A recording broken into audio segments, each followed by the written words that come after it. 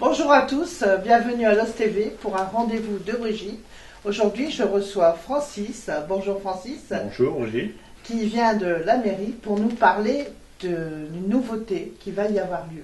Alors ma question, c'est, beaucoup de Lossois me posent la question, est-ce que le TGV va venir à Los Angeles parce qu'on voit apparaître des rails un peu partout, même si elles y étaient déjà. Oui, effectivement, non, le TGV ne viendra pas à Los Angeles, même s'il passe à la gare de Los Angeles en allant sur les voies. Mais non, il s'agit plutôt de mettre en valeur le patrimoine du bassin minier, puisque ces voies étaient anciennement des voies ferrées, des chemins de fer, des houillards, et qui reliaient toutes les fosses du secteur.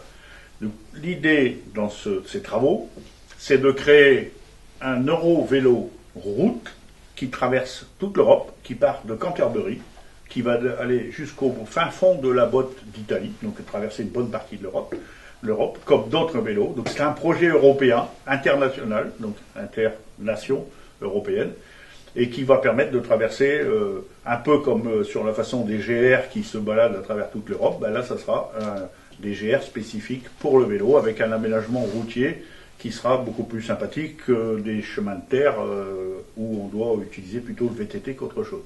Donc là, ça sont très roulants. On utilise sur Los Angeles que les parties qui avaient déjà été créées dans ce qu'on a appelé, nous, la ceinture verte, qu'on avait imaginé il y a très longtemps. Il y a de nombreuses années, avec la chaîne des Thierry, on avait imaginé que toutes les anciennes voies ferrées pouvaient devenir effectivement des voies vertes, des voies douces pour la circulation à travers tout le bassin minier, ce qui n'existait absolument pas avant.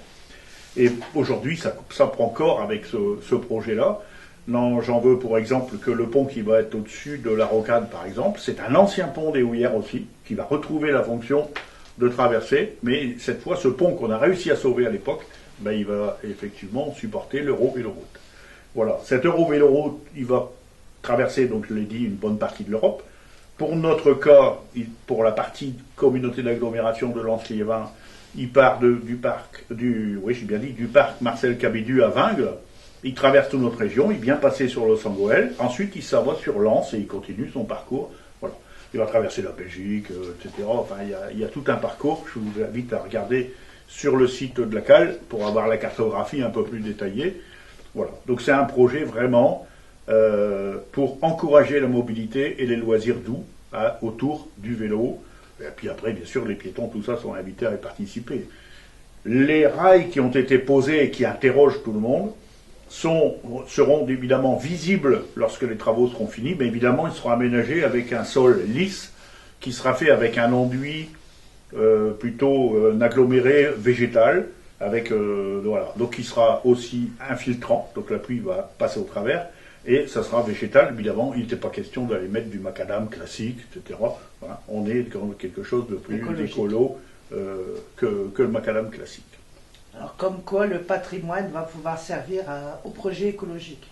Voilà, le patrimoine revient effectivement dans plutôt le projet écologique et le projet humain. Hein. Après, c'est aussi redonner des espaces qui étaient disparus, qui étaient privés, industriels. Tout ça, ça revient effectivement dans l'usage commun de tout un chacun. Voilà. Et moi, ça me fait extrêmement plaisir parce que c'est des choses qu'on avait imaginées il y a plus de 30 ans. Ça. Et aujourd'hui, ça prend corps de belle façon.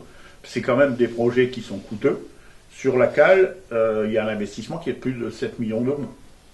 Hein, un investissement qui est porté par la CAL et l'État sur cet espace-là. Donc rassurez-vous, ça ne coûte rien aux Lossois. Voilà, non, ça va coûter un petit peu d'entretien, mais vraiment, un peu comme les espaces verts, etc. Voilà. Donc on a fait une mutualisation du travail le long de cette voie, et puis on payera notre quote-part sur l'entretien, voilà. Mais c'est effectivement, c'est insignifiant par rapport au prix de construction. Alors quelqu'un qui a vraiment envie de faire du vélo et de visiter l'Italie, il prend son vélo, son sac à dos à Los Angeles. Voilà, il monte sur l'Eurovéloroute et il trace. Il continue la voie et il arrivera en Italie. Voilà.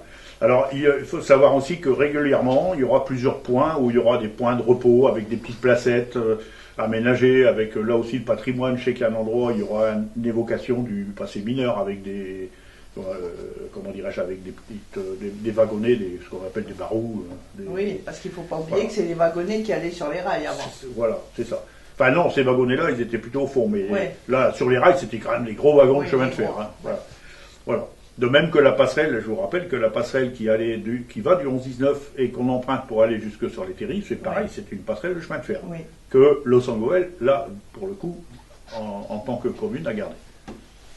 Et on n'oublie pas, c'est que les deux sœurs jumelles, elles sont au patrimoine de l'UNESCO. Tout à fait. Comme, effectivement, aujourd'hui, sur Losangoël, on a du patrimoine UNESCO, à la fois sur le côté de la mine et à la fois sur le côté de l'histoire de la guerre. Oui. Hein, le mémorial qui se trouve route de Béthune, qu'on appelle le Dot Corner, c'est non seulement un cimetière, mais c'est aussi un mémorial qui est aussi, depuis récemment, classé au patrimoine mondial de l'UNESCO.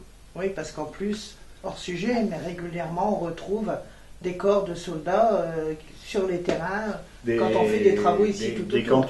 Des quantités énormes. Oui.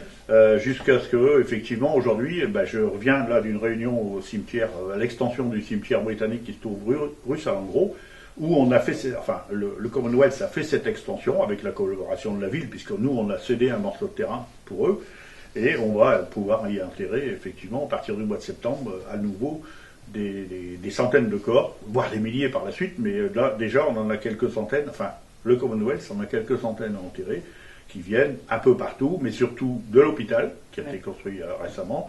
On a encore, il n'y a pas longtemps, trouvé un du côté de la prison de Vendôme.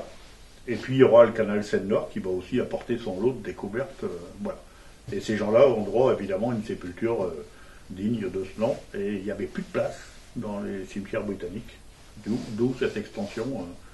Voilà. On est vraiment marqué à Losangoël, à la fois par le patrimoine de la guerre, le patrimoine minier, et puis aussi, on est marqué aussi par notre projet écologique de développement durable, etc. C'est pour ça aujourd'hui qu'on connaît Losangoël un peu partout.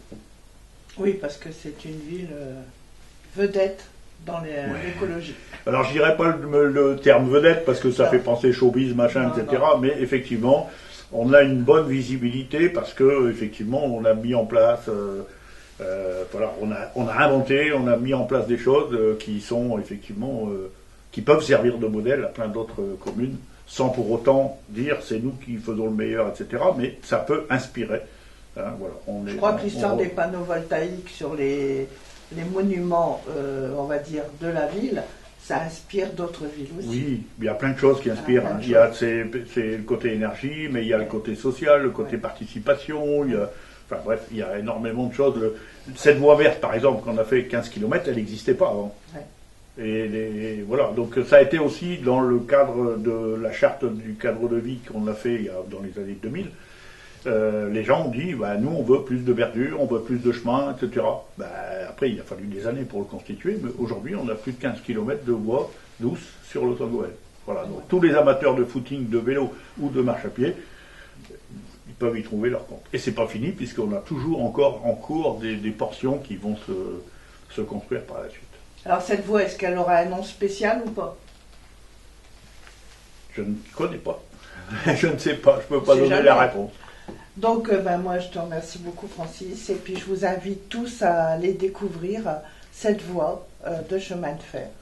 Voilà, je veux bien les merci, mais je voudrais aussi dire que les travaux normalement devraient être finis pour la fin de l'année. Il y a eu quelques retards à cause des intempéries, mais ça devrait être fini pour la fin de l'année. Donc dans ce projet, ça veut dire que peut-être les touristes viendront plus nombreux à Losangoël. Alors on a déjà pas mal de monde, il y a 150 000 personnes qui visitent le terri par an, donc effectivement c'est bien.